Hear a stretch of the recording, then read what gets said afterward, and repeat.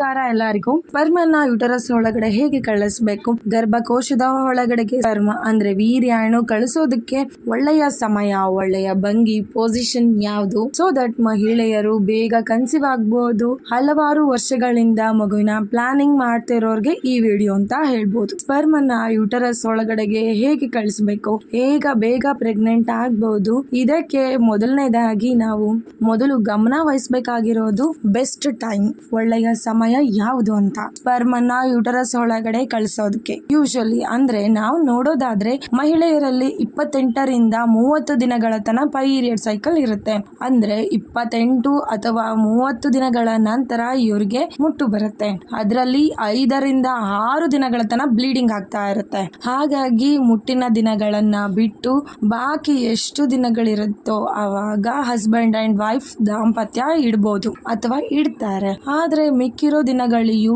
ಸಹ ಕೇವಲ ಸ್ವಲ್ಪ ದಿನಗಳು ಮಾತ್ರ ಫರ್ಟೈಲ್ ಡೇಸ್ ಅಂತ ಕನ್ಸಿಡರ್ ಮಾಡಬೇಕು. ಅಂದ್ರೆ ಮುಟ್ಟಿನ ದಿನಗಳನ್ನ ಬಿಟ್ಟು ಬೇರೆ ಬಾಕಿ ಎಷ್ಟು ದಿನಗಳು ಮಿಕ್ಕಿರುತ್ತಲ್ಲ, ಸೊ ಅದರಲ್ಲಿ ಎಲ್ಲಾ ದಿನಗಳಲ್ಲಿ ಎಲ್ಲಾ ಸಮಯದಲ್ಲಿ ಮಹಿಳೆಯರಲ್ಲಿ ಅಂಡಾಣು ಅವೈಲಬಲ್ ಇರೋದಿಲ್ಲ.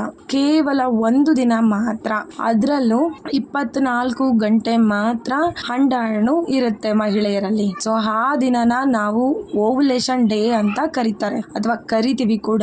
ಮಿಕ್ಕಿರೋ ಎಷ್ಟು ದಿನಗಳಿರುತ್ತಲ್ಲ ಅದರಲ್ಲಿ ಒಂದೇ ಒಂದು ದಿನ ಮಾತ್ರ ಪ್ರೆಗ್ನೆಂಟ್ ಆಗೋದಕ್ಕೆ ಚಾನ್ಸಸ್ ಇರುತ್ತೆ.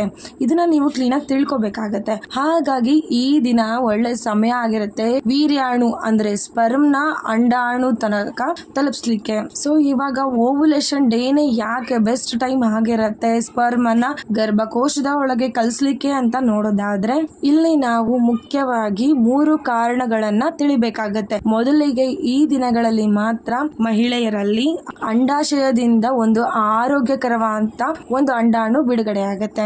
ಸೊ ಸ್ಪರ್ಮ್ ಎಗ್ ಜೊತೆ ಸೇರಿ ಫರ್ಟಿಲೈಸೇಷನ್ ಆಗುತ್ತೆ, ಫಲೀಕರಣ ಆಗುತ್ತೆ. ಸೊ ಮಹಿಳೆ ಗರ್ಭಿಣಿ ಆಗುವಂತಹ ಚಾನ್ಸಸ್ ಜಾಸ್ತಿ ಇರುತ್ತೆ. ಎರಡನೇದಾಗಿ ನಾವು ನೋಡೋದಾದ್ರೆ ಗರ್ಭಕೋಶದ ಗರ್ಭಕಂಠ ಸರ್ವೆಕ್ಸ್ ಅಂತ ನಾವೇನ್ ಹೇಳ್ತೀವಿ, ಸೊ ಇದರ ಬಾಯಿ ತೆರೆದಿರುತ್ತೆ. ಹಾಗೆ ಗರ್ಭಕೋಶದ ಗರ್ಭಕಂಠ ಸಾಫ್ಟ್ ಆಗಿರುತ್ತೆ. ವೀರ್ಯಾಣು ಬೇಗ ಈ ಒಂದು ಸರ್ವೆಕ್ಸ್ ಅಂದ್ರೆ ಇದರ ಬಾಯಿಂದ ಗರ್ಭದ ಒಳಗೆ ಪ್ರವೇಶ ಮಾಡಬಹುದು. ಮೂರನೇದಾಗಿ ನೋಡೋದಾದ್ರೆ ಓವುಲೇಷನ್ ಡೇಸ್ ಅಲ್ಲಿ ಸರ್ವಿಕಲ್ ಮ್ಯೂಕಸ್ ಮಹಿಳೆಯರಲ್ಲಿ ಜಾಸ್ತಿ ಉತ್ಪತ್ತಿ ಆಗ್ತಾ ಇರುತ್ತೆ. ಬೇರೆ ದಿನಕ್ಕೆ ಹೋಲಿಸೋದಾದ್ರೆ ತುಂಬಾ ಜಾಸ್ತಿ ದಿನಗಳಲ್ಲಿ ಈ ಓವುಲೇಷನ್ ಡೇದಲ್ಲಿ ಸರ್ವಿಕಲ್ ಮ್ಯೂಕಸ್ ಅನ್ನೋದು ಉತ್ಪತ್ತಿ ಆಗ್ತಾ ಇರುತ್ತೆ.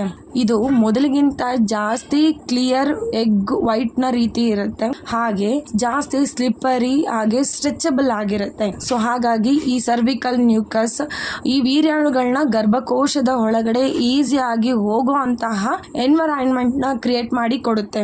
ಟೈನಿ ಸ್ಪರ್ಮ್ ಫ್ರೆಂಡ್ಲಿ ಎನ್ವೈರನ್ಮೆಂಟ್ ನ ಮಾಡೋದಕ್ಕೆ ಈ ಸರ್ವಿಕಲ್ ಮ್ಯೂಕಸ್ ಹೆಲ್ಪ್ ಮಾಡುತ್ತೆ. ಸೊ ಸ್ಪರ್ಮ್ ಈಸಿಯಾಗಿ ಸ್ವಿಮ್ ಮಾಡ್ತಾ ಗರ್ಭಕೋಶದ ಒಳಗಡೆ ಆದಷ್ಟು ಜಾಸ್ತಿ ವೀರ್ಯಾಣುಗಳು ಹೋಗುತ್ತೆ. ಇನ್ನೊಂದು ವಿಚಾರ ನೀವು ತಿಳಿಬೇಕಾಗಿರೋದು ಮುಖ್ಯ ಆಗಿರುತ್ತೆ. ಓವ್ಯುಲೇಷನ್ ಡೇಸ್ಗಿನ ಮುಂಚೆ ಹಾಗೆ ಓವ್ಯುಲೇಷನ್ ಡೇಸ್ ನಂತರ ಗರ್ಭಕೋಶದ ಬಾಯಿ ಮುಚ್ಚಿರುತ್ತೆ, ಟೈಟ್ ಇರುತ್ತೆ, ಡ್ರೈ ಆಗಿ ಕ್ಲೋಸ್ ಆಗಿರುತ್ತೆ. ಸೊ ಈ ಒಂದು ಓವ್ಯುಲೇಷನ್ ಡೇಸ್ ಅಲ್ಲಿ ನೀವು ರಿಲೇಶನ್ಶಿಪ್ ಇಡೋದು, ಸ್ಪರ್ಮ್ ಅನ್ನ ಎಗ್ ತಲುಪಿಸೋದು ತುಂಬಾನೇ ಮುಖ್ಯ ಆಗಿರುತ್ತೆ. ಯಾರೆಲ್ಲ ಕಪಲ್ಸ್ ಪ್ರೆಗ್ನೆನ್ಸಿ ಪ್ಲಾನಿಂಗ್ ಮಾಡ್ತಾ ಇದಾರಲ್ಲ ಅವರು. ಸೊ ಈಗ ಓವ್ಯುಲೇಷನ್ ಡೇ ಯಾವಾಗ ಅನ್ಬಿಟ್ಟು ಎಕ್ಸಾಕ್ಟ್ ಆಗಿ ತಿಳ್ಕೊಬಿಡೋದಕ್ಕೆ ಮಾರ್ಕೆಟ್ ಅಲ್ಲಿ ಓವ್ಯುಲೇಷನ್ ಟೆಸ್ಟ್ ಕಿಟ್ ಅವೈಲಬಲ್ ಇರುತ್ತೆ. ಸೊ ಅದರ ಮುಖಾಂತರ ಯೂರಿನ್ ಸ್ಯಾಂಪಲ್ ಹಾಕಿ ಓವ್ಯುಲೇಷನ್ ಡೇ ಇದೆಯಾ ಇಲ್ಲ ಅನ್ಬಿಟ್ಟು ತಿಳ್ಕೊಬಹುದು. ಅದನ್ನ ಬಿಟ್ರೆ ಮಹಿಳೆಯರ ದೇಹದಲ್ಲಿ ಕೆಲವಷ್ಟು ಬದಲಾವಣೆಗಳಾಗತ್ತೆ. ಲೈಕ್ ಸರ್ವಿಕಲ್ ಮ್ಯೂಕಸ್ ಜಾಸ್ತಿ ಪ್ರಮಾಣದಲ್ಲಿ ಹೇಗೆ ಉತ್ಪತ್ತಿ ಆಗಿದೆ ಅಂತ ಹೇಳಿದ್ನಲ್ಲ,